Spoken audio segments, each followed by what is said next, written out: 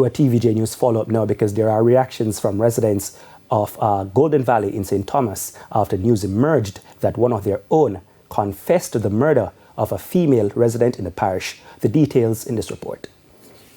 The usually peaceful community of Golden Valley in St. Thomas was sunk into grief last week Monday after the search for a missing woman ended in tragedy. The body of 28-year-old Roshni Bonfield, otherwise called Denisha, was found in bushes meters away from her home.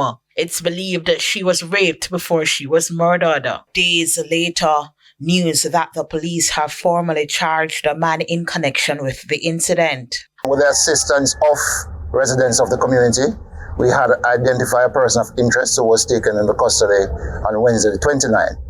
Our investigation subsequently led to him being officially charged on Monday the 3rd of February. However, the recent breakthrough in the case has brought a mix of relief and anguish, as the man implicated in the case was someone who lived frighteningly close to the victim.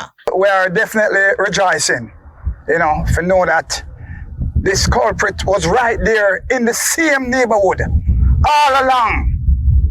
Him can't say from which part him live and see the young lady down in a fair yard. So sorry, if she put on her underwear, him can't see her. And if she take it off, him can't see her. You understand? That is so sad.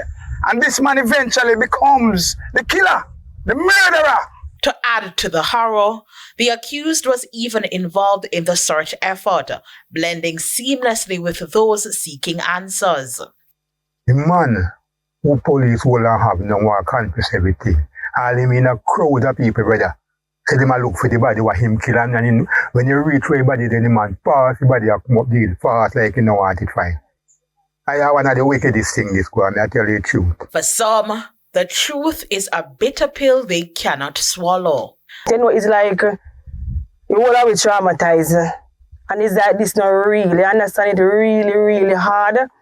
And it's rough, man, because we not expect this in the community. Because a young girl and just leave, that's 8-year-old.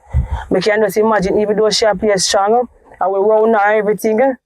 I will help out 100% with her. But it pain me heart, man. The suspect remains in police custody and is expected to appear in court on February 14.